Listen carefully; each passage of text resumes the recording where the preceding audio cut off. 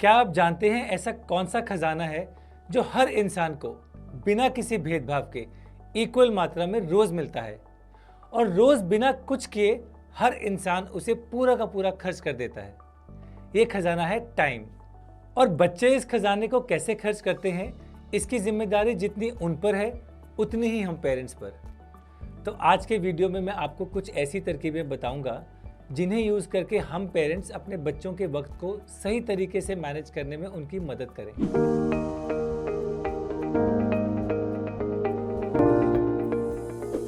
नमस्ते, मैं हूं सुमीत, आप ही की तरह एक पेरेंट और इंडिया के सबसे बड़े स्कूल नेटवर्क लीड का को-फाउंडर। बच्चे टाइम की वैल्यू को अक्सर नजरअंदाज कर देते हैं क्योंकि रोज 24 घंटे मिलते हैं और वो भी फ्री। पर यह सुनिश्चित करना कि बच्चे इस टाइम वाली गिफ्ट को सही तरीके से खर्च करें, ये हम पेरेंट्स की रिस्पॉन्सिबिलिटी है और ये अपने आप तो होगा नहीं। तो आज हम इस प्रोसेस को एक सरल 3 स्टेप प्लान के रूप में समझने की कोशिश करेंगे। पर यह करते समय हम पेरेंट्स को यह समझना ज़रूरी है कि क्योंकि टाइम बच्चों का है तो हर स्टेप इम्प्लीमेंट करते समय उनकी भावनाओं का ख्याल रखें। चलिए इस प्लान के 3 स्टेप्स को एक एक करके समझते हैं। पहला स्टेप, बच्चों का टाइम मैनेज करने से पहले ये जानना ज़रूरी है कि बच्चों को अपनी लाइफ से क्या उम्मीदें हैं, वो अपनी लाइफ में किस लक्ष्य की ओर दौड़ना चाहते हैं, ऐसा कौन सा शिखर है जिस पर पहुंचने में उन्हें खुशी मिलेगी। मैंने अक्सर देखा है कि बहुत सारे पेरेंट्स को इस बात का आइडिया ही नहीं होता और वो बस अपने बनाए लक्ष्य को बच्चों पर थोपने लगते हैं। इस सिचुएशन में कोई भी टाइम मैनेजमेंट टेक्निक काम नहीं आएगी क्योंकि जिसका टाइम आप मैनेज करने की कोशिश कर रहे हैं वो खुद इस प्रक्रिया में इंटरेस्टेड ही नहीं है। अपने बच्चों के गोल क्रिएट करने के लिए एक बहुत सिंपल और इफेक्टिव टेक्निक है एनविजनिंग। इसके लिए बच्चों को एक ब्लैंक कैनवस या खाली कागज दीजिए और कुछ कलर पेन्स या क्रेयॉन्स और आंख बंद करके इमेजिन करने को कहिए कि वो 25 साल के हैं और अपनी ड्रीम जिंदगी जी रहे हैं।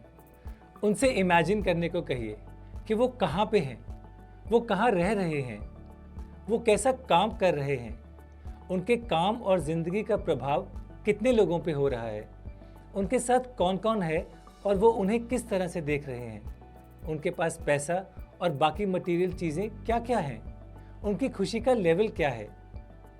फिर आंखें खोल के जो उन्होंने देखा है उसे ड्रॉ या पेंट करने को कहिए। मैं आपको अपना विजन बोर्ड दिखाता हूँ जिसे मैंने 10 साल पहले बनाया था और आज मैं इस विजन की तरफ तेज़ी से बढ़ रहा हूँ। दूसरा स्टेप, ये जानना ज़रूरी है कि अगर हमारा कोई गोल है तो हम आज कहाँ हैं और किस दिशा में जा रहे हैं। तो इसके लिए आपको टाइम इन्वेंट्री बनानी पड़ेगी ताकि वो जान सकें कि वो आज टाइम कैसे स्पेंड कर रहे हैं। ये करने के लिए एक सरल उपाय है, एक बोर्ड लीजिए और उस पर दिन के 24 घंटे लिखें ऊपर से नीचे। अब उनसे कहें कि वो अपना वक्त जिन जिन एक्टिविटीज़ में स्पेंड करते हैं उन एक्टिविटीज़ को इन बॉक्सेस में लिखते जाएं। बच्चे खुद देख पाएंगे कि वो अपने गोल को पाने के लिए वीकडे और वीकेंड्स में कितना टाइम स्पेंड करते हैं और बाकी चीज़ों में कितना। ये करके बच्चों को खुद ब खुद इसका एहसास होगा कि अपने निर्धारित गोल की तरफ वो कितना टाइम लगा रहे हैं। अगर वो सही चीज़ों पे टाइम स्पेंड कर रहे हैं तो ग्रेट, और नहीं तो उनसे बात करें कि अपनी ड्रीम लाइफ को रियल लाइफ बनाने के लिए उन्हें आज अपना टाइम कैसे स्पेंड करना है।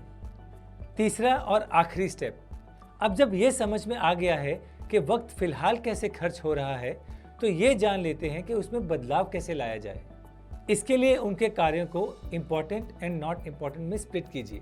इम्पॉर्टेंट वो कार्य हैं जो उनको उनके गोल की तरफ लेके जाते हैं, जैसे कि स्टडीज़ करना या प्रैक्टिस करना, और नॉट इम्पॉर्टेंट वो कार्य हैं जो उनको उनके गोल से दूर लेके जाते हैं, जैसे कि बहुत सारा टीवी देखना या सोशल मीडिया पे टाइम स्पेंड करना। अब इम्पॉर्टेंट में भी कुछ कार्य अर्जेंट होते हैं और कुछ नॉट अर्जेंट। अर्जेंट वो कार्य हैं जो समय पे ना करने से नुकसान हो सकता है, जैसे कि डेली होमवर्क या एग्ज़ाम की तैयारी करना, और नॉट अर्जेंट वो कार्य हैं जो इम्पॉर्टेंट तो हैं लेकिन आप समय रहते कर सकते हैं, जैसे किताबें पढ़ना या कुछ प्रोजेक्ट करना। अब बच्चों को चाहिए कि वो अपना ज़्यादा से ज़्यादा समय इम्पॉर्टेंट कार्यों पे स्पेंड करें, पर यह आजकल इतना आसान नहीं। बच्चों को डिस्ट्रैक्ट करने के लिए इतने सारे साधन हैं कि बच्चे अपना वक्त उनमें वेस्ट कर देते हैं और देखते ही देखते ये टाइम कैसे निकल गया पता ही नहीं चलता। और हम पेरेंट्स पूरा दिन सिर्फ उन्हें फिजूल टाइम वेस्ट करने से रोकने की कोशिश में लगे रहते हैं। इस टाइम वेस्ट की प्रॉब्लम को बच्चों को समझाने के लिए मैं आपको एक सिंपल एक्टिविटी दिखाता हूँ। मान लीजिए आपकी ज़िंदगी के जो सबसे इम्पॉर्टेंट चीज़ें हैं वो ये बिग रॉक्स हैं, जो थोड़ी कम इम्पॉर्टेंट हैं वो ये पेबल्स हैं, और जो बिल्कुल इम्पॉर्टेंट चीज़ें नहीं हैं वो ये सैंड हैं। अब अगर आपने अपनी ज़िंदगी को सैंड से भर लिया, जैसे कि मैं इसमें सैंड भर रहा हूँ, तो आप देखेंगे कि सैंड से अगर हमने पूरे जार को भर दिया तो जो, और उसके बाद हमने कम इम्पॉर्टेंट चीज़ों को भरा, तो जो बड़ी चीज़ें हैं, मोस्ट इम्पॉर्टेंट रॉक्स हैं, उसके लिए हमारे पास अपनी ज़िंदगी में जगह ही नहीं बचती।